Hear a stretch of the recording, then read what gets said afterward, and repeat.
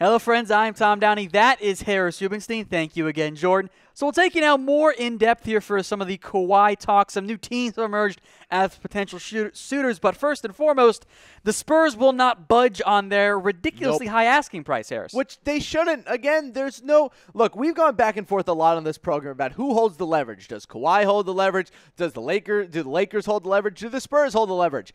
The Spurs are making it very clear to everyone involved that there is no leverage. There is just the Spurs and Kawhi Leonard, and you will figure it out once we decide what we want to do. They don't care about leverage. They don't care about Kawhi leaving for nothing. They have taken all – again, this is incredibly personal now. This has nothing to do with legitimate basketball operations as much as it used to. This is all about the Spurs versus Kawhi Leonard and not just letting a guy who caused him so much problems get exactly what he wants. If I'm the Spurs, and I don't really blame them for this, I wait as long as possible. I let Kawhi sweat this out. I wait and I wait and I wait. There is no reason at all for me to legitimately try to trade this guy right now unless I get an absolutely ridiculous package. Let him sit for another full NBA season if you want to, because guess what? If you're the Spurs, you can let Kawhi Leonard do that. A, we have no idea what he's going to be when he comes back for this injury. B, when he does end up playing, if they don't let, if they allow him to not play next season,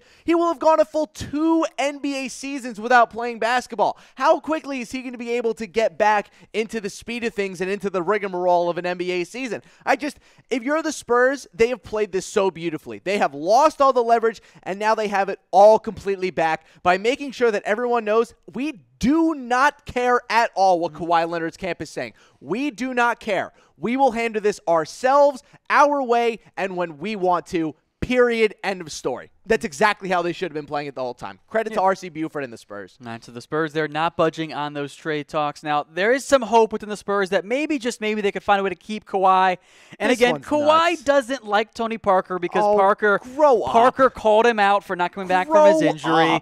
Jordan Schultz of Yahoo says that Kawhi's still upset with Tony. Parker says he's not mad at Kawhi, but doesn't really say that Kawhi's not mad at him. Because Tony Parker is acting like an adult, and Kawhi is acting like just a whiny child. This is outrageous. Look, I understand that what Tony Parker said might have made you angry, that his injury was worse and came back to it faster, which, mind you, might actually be truthful. And I'm sorry that Kawhi Leonard is so insulted by that. But honestly, we are now in the offseason. You have already said that you want to get traded, and you're still mad at Tony Parker? Grow up. Grow up. I'm on the team Tony Parker here. It's a 2 for me. This is now gone from, okay, Kawhi Leonard wants to go to a better situation, to what the hell is Kawhi Leonard doing? Like, what is he trying to get out of this? He wants to be loved. He wants to be loved, and he didn't feel loved by Tony. That his reputation, I would argue as of right now, is almost irreparable. Like, how do you come back from this as a public figure and not be ridiculed for the rest of the time that you're in the public face? This is outrageous. Like, now he's coming at a guy who isn't even on his team anymore?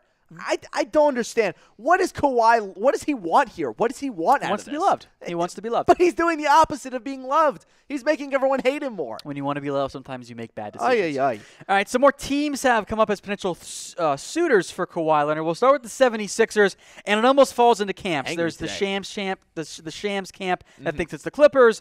Woj and others think it's L.A. Chris Haynes thinks it could be the Sixers, says that there's a really good chance.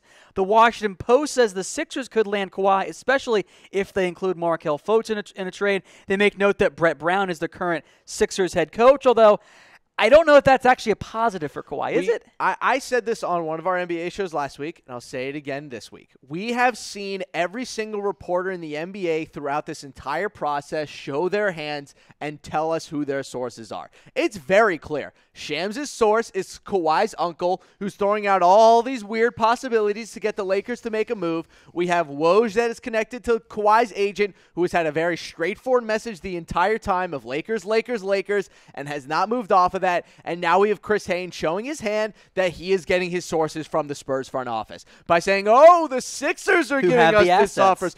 Oh, the Celtics might be involved with Kawhi Leonard. Blah, blah, blah, blah. Here's your potential trade offer here for Kawhi and the 76ers. Markelle Fultz, the focal point of that deal along with Dario Saric. It is, and I think if you're the 76ers and the Spurs come back to you and say, we will let you have Kawhi Leonard without an extension for next year for Markelle Fultz, Dario Saric, and 2 firsts, I know the Sixers don't want to give up Markelle Fultz. But if you can get Kawhi Leonard, you give up Markelle Fultz tomorrow. This is outrageous. The fear, of course, is that Kawhi doesn't sign. Sure, that is a fear, but isn't there also fear of holding on to a depreciating asset who might never actually turn into anything? And with that depreciating asset, you can maybe get one of the 5 best players in basketball when healthy? I mean, it's a no-brainer if you think Kawhi is going to sign an extension. But I think that's a big fear right now. And I will say this, if you're Kawhi Leonard and you want to go to a team that maybe isn't the Lakers, isn't the Sixers the perfect landing spot for you? You already have a social media superstar in Joel Embiid. You have the public superstar in Ben Simmons, his very public relationship with Kendall Jenner and, kind of what he does off the court. And then you just have Kawhi, who likes to sit in the back and play his basketball. And in theory, like it was with LeBron, Sixers might actually be the best option overall, but I just can't see Kawhi making a move. All right, folks. Once again, we are trying to get to 100K subscribers here on YouTube. Hit us up with that subscription there. Our subscriber count added by 11 since we just went live here all 5 minutes ago. So keep them coming. We really do appreciate, guys. All the NBA coverage you want, NFL as well, MLB. We're going to keep you covered all season long. Oh, yeah. Year-round. This is the best sports channel on YouTube by far. Not only just because Tom Downey and I are one of the main parts of it, but just because of the amount of content that we put out here. All of our hosts are fantastic. The content we put out is second to none. We're the best. Again, folks, subscribe here. We'll take it now to another team that has some interest in landing Kawhi Leonard. This is funny. It is the Toronto Raptors, again, from the Washington Post. LOL. Says, hey, you know what? The Raptors are, quote, generating buzz as a potential destination for Leonard. You don't like that one. The Raptors can't generate buzz, okay? Only the Hornets can generate buzz, okay? It's an animal joke. It's an animal joke. Your jokes are bad. But this doesn't make sense for a lot of reasons for the Raptors. Why would they make a move for Kawhi Leonard and not just blow it up? Like, do they really think that the difference between making it to the finals and not making it to the finals was not having Kawhi? Like I get it. This is a good team. I like what they're doing with OG Anunoby, and I like the rest of the core. Some good young players there, but what can the Raptors really offer the Spurs that they would say yes to? I mean, this was a possible trade that I came up with just because it was an option, but overall, like, what exactly do the Spurs lead to gain from the Raptors? I mean, do they really want DeMar DeRozan or Kyle Lowry or Serge Ibaka? Like, if I'm the Spurs, there really isn't anything that the Raptors can offer me that makes me happy, that will be a legitimately good option for me going forward. I don't think it's a great call for either side. I just don't see what the Raptors get with Kawhi Leonard. Like, I get it, you get Kawhi Leonard, but you're going to have to give up so much to get him that at the end of the day, you might have actually worsened your team. So I like Kawhi with the Raptors. I just don't know how much better he legitimately makes them with how much the rest of the roster has struggled in the playoffs. I know he's a finals MVP, but this is a tough Eastern Conference. Can a Kawhi Leonard-led Raptors team beat a fully healthy Celtics team? Probably not. And if the answer is no, you don't make the trade. And this is a possible trade because I have no idea what the Spurs would ask for from the Raptors or what the Raptors would ask to come back from the Spurs along with Kawhi Leonard. This is an option because it allows both sides to kind of get what they want. It lets the Spurs stay competitive with DeMar DeRozan and Jonas Valanciunas. It also lets the Spurs dump a contract in Pau Gasol. And if you're the Raptors, you get Kawhi and you get a good veteran down low in Pau Gasol. So maybe that helps both sides, but if I'm the Spurs, I still want more for Kawhi Leonard than just DeMar DeRozan, an expensive center and a first-round pick. So there really isn't a good way for that trade to happen. Well, speaking of good ways for trades to happen, there is a report that Kawhi wants to play for the Clippers. This from ESPN's Michael C. Wright. Again, there have been conflicting reports here on whether or not Leonard likes the idea of being second fiddle to LeBron. Of course, if he goes to the Clippers, he's still going to be the second fiddle because LeBron is still in L.A., which I don't really understand that there. And the biggest issue, the Spurs don't want what the Clippers have to offer. And now we also see where Michael C. Wright's information is coming from. Michael C. Wright's maybe the Spurs. I think the Spurs are pushing all of it. I think the Spurs are pushing it too, and maybe this is also coming from his uncle. Look, not even a day, 2 hours after LeBron James signed with the Lakers, we were live. What was the report that we got about Kawhi Leonard? It was that Kawhi Leonard wanted to play with LeBron James. Now all of a sudden he doesn't want to play with LeBron James because he'd be second fiddle with the Lakers, yet he wants to go to the Clippers?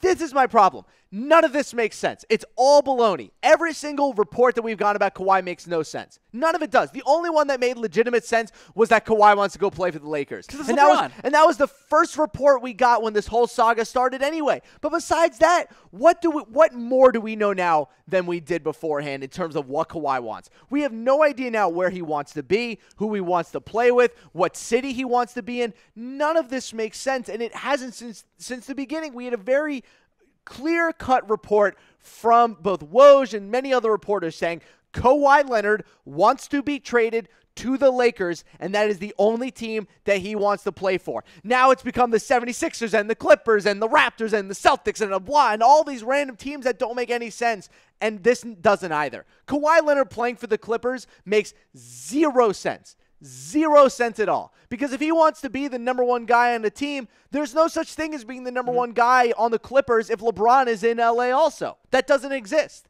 It doesn't matter. That's just not realistic. He's not going to go to the Sixers. He wants to play in Los Angeles, but he doesn't want to play with LeBron. So what's he going to do? He's already pissed off maybe the most stable organization in the NBA. This type of stuff is not supposed to happen to San Antonio. It doesn't make sense. It's a mess, Harris. It's a mess. That's what's always confused me about this from the beginning. What is Kawhi trying to get out of this? Did the Spurs really, really hurt his feelings enough that it had to go this far? What did they do? It couldn't have just been that they wanted him to come back from the injury. This makes it seem like they insulted his family personally. I don't get it.